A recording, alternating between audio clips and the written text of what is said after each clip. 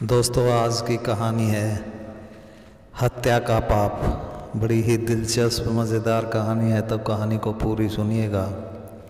दोस्तों, अकबर बीरबल की कहानियाँ हमने बहुत सुनी है। बीरबल अकबर का एक खास मंत्री हुआ करता था।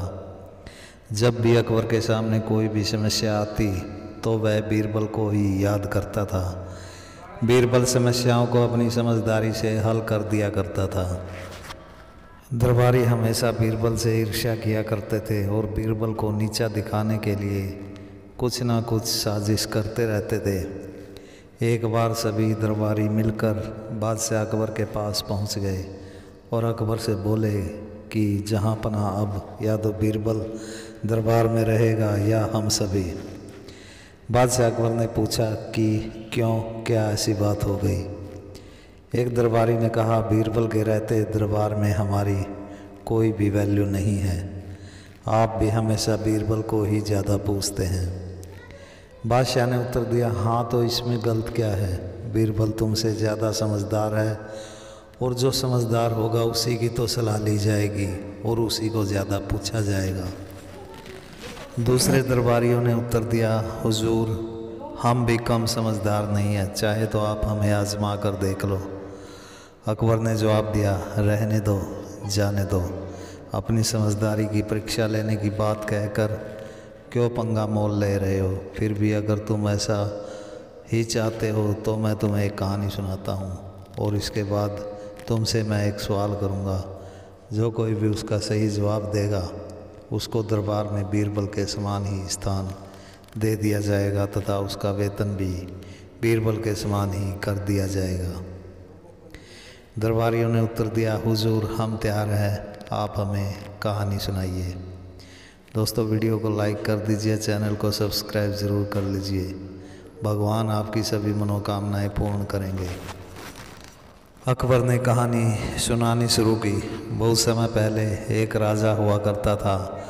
राजा बड़ा ही दयालु, परोपकारी तथा पराक्रमी था। उसकी एक पुत्री थी जो अब जवान हो चुकी थी। राजकुमारी बहुत ज़्यादा सुंदर थी। उसका रंग रूप दूध के समान था। उसके रूप के आगे स्वर्गलोक की अप्सराओं का रंग रूप भी फीका लगता था। राजा ने उसके लिए योग्य वर तलाश करना शुरू किया, लेकिन कोई भी राजकुमारी के अनुरूप राजकुमार नहीं मिला। बहुत सारे राजकुमार तलाश किए गए, लेकिन राजकुमारी के लायक कोई भी नहीं मिला। ऐसे ही 2-3 साल गुजर गए। राजा को अब चिंता होने लगी थी कि राजकुमारी की उम्र बढ़ती जा रही है और उसके लिए कोई योग्य वर नहीं मिल पा रहा है। राजा ने कुल पुरोहित से इस बारे में बात की।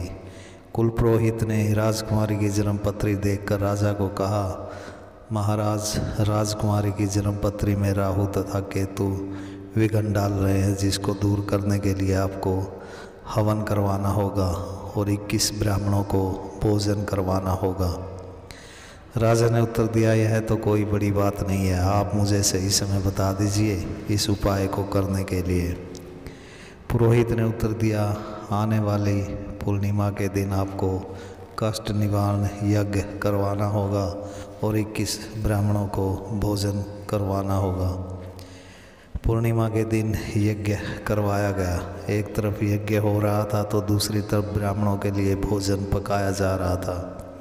भोजन में खीर बनाई जा रही थी, जिसके लिए चावलों को एक बड़े से पतीले में पकाया जा रहा था।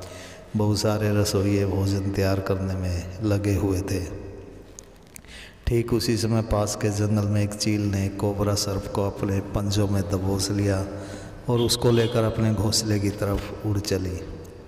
सर्प चील के पंजों में से आज़ाद होने के लिए जहर की फुंकार चील पर फेंक रहा था। चील उड़ती हुई उस स्थान के ऊपर से गुजरी जहां भोजन पकाया जा रहा था। सांप के जहर की कुछ बूंदें नीचे पकते हुए चावलों में गिर गई, जिसका किसी को भी पता नहीं चला। आधे घंटे बाद खीर तैयार हो गई, लेकिन रसोइयों को यह आभास नहीं था कि इस खीर में एक जहरीले सांप का जहर मिला हुआ है। कुछ समय बाद सभी 21 ब्राह्मणों को भोजन परोसा गया। भोजन के साथ साथ वह जहरीली खीर भी ब्राह्मणों को परोस दी गई। जहर इतना तगड़ा था कि खीर खाते ही ब्राह्मणों की मृत्यु हो गई। वहाँ पर हाहाकार मच गया। ब्राह्मणों की मृत्यु देखकर राजा को बड़ा दुख हुआ। इस घटना को यमराज यमलोक से बैठे देख रहे थे। इस अनोखे मृत्युकांड ने यमलोक को भी उलझन में डाल दिया था कि इन हत्याओं का पाप किसके खाते में लिखा जाए। सांप के जिसका यह जहर था, चील के जिसने वह सांप उठा रखा था, राजा के जिसने भोजन करवाया था, रसोइयों के जिसने यह भोजन तैयार किया था, या फिर राजकुमारी के जिसके कारण यह सब हुआ। यमलोक में किसी को भी समझ नहीं आ रहा था कि इन हत्याओं का दोषी आखिर कौन है और किसको इनका दंड भुगतना पड़ेगा। इस पाप का दोषी तो कोई ना कोई ज़रूर था और यह पाप किसी के खाते में तो ज़रूर डालना ही था। आखिरकार 21 ब्राह्मणों की मृत्यु हुई थी। पाप तो बहुत बड़ा था। कई महीने गुजर गए, नगर वाले भी तकरीबन इस घटना को भूल चुके थे। एक दिन उस नगर में कुछ ब्राह्मण महल की तरफ जा रहे थे। उनको देखकर एक व्यक्ति ने उनसे पूछा कि तुम कौन हो। ब्राह्मणों ने जवाब दिया, हम काशी नगरी के ब्राह्मण हैं और इस राज्य के राजा से मिलने जा रहे हैं। सुना है यहाँ का राजा बहुत ही बड़ा परोपकारी तथा दयालु है।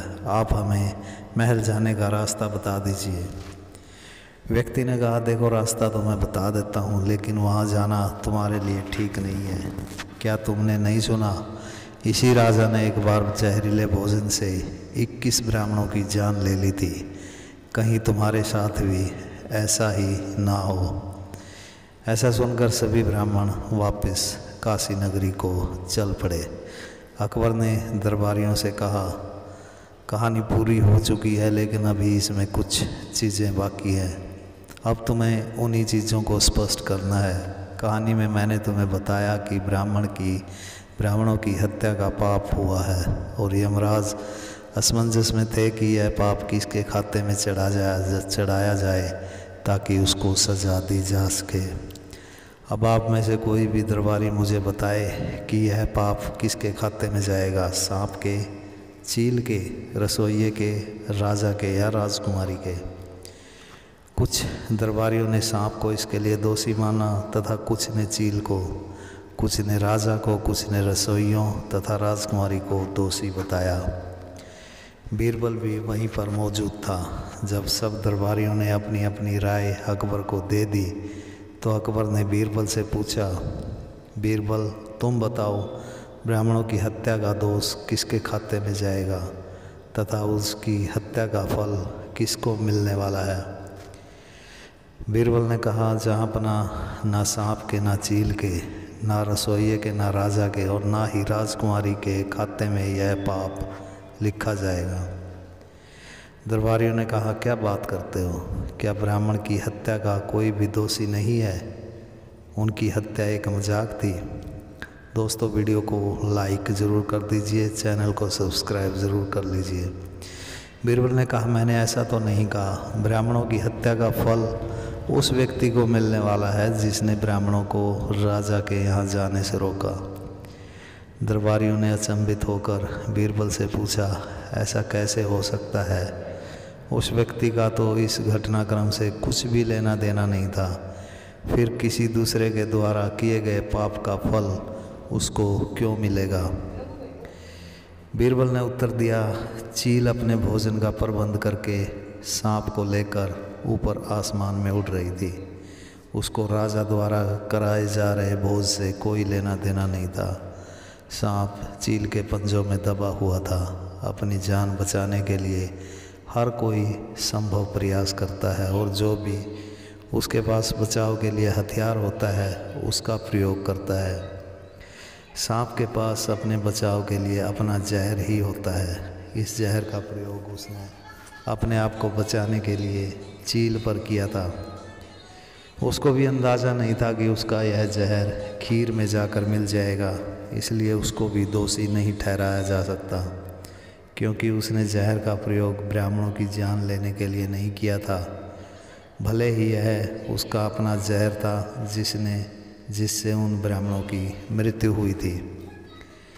रसोइयों को भी पता नहीं चला कि खीर में जहर मिल चुका था, इसलिए उनको भी दोषी नहीं ठहराया जा सकता। राजा ने ब्राह्मणों को भोजन खिलाने के लिए यह आयोजन किया था। उसकी मंशा ब्राह्मणों को मारने की नहीं थी।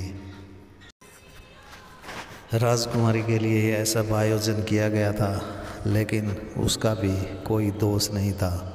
राजा तथा राजकुमारी का सीधा संबंध इस पाप से बिल्कुल भी नहीं था, इसलिए उनको भी दोष नहीं दिया जा सकता। दोष उसी को दिया जाता है जो जानबूझकर पाप करता है, जिसका कोई स्वार्थ होता है।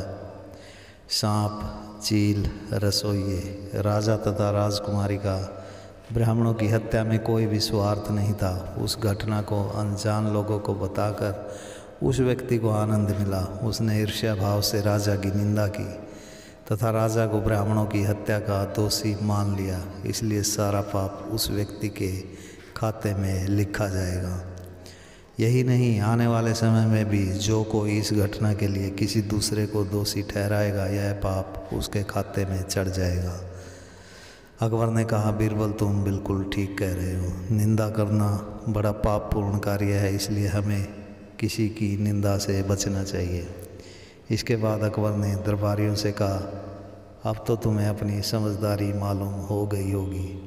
तुम कभी भी बीरबल की बराबरी नहीं कर सकते, इसलिए बीरबल की निंदा करना छोड़ दो और अपने काम पर ध्यान दो। दरबारियों की गर्दन शर्मिंदा होकर झुक गई। दोस्तों, वीडियो को लाइक कर दीजिए, चैनल को सब्सक्राइब ज़रूर कर लीजिए। भगवान आपकी सभी मनोकामनाएं पूर्ण करेंगे। धन्यवाद।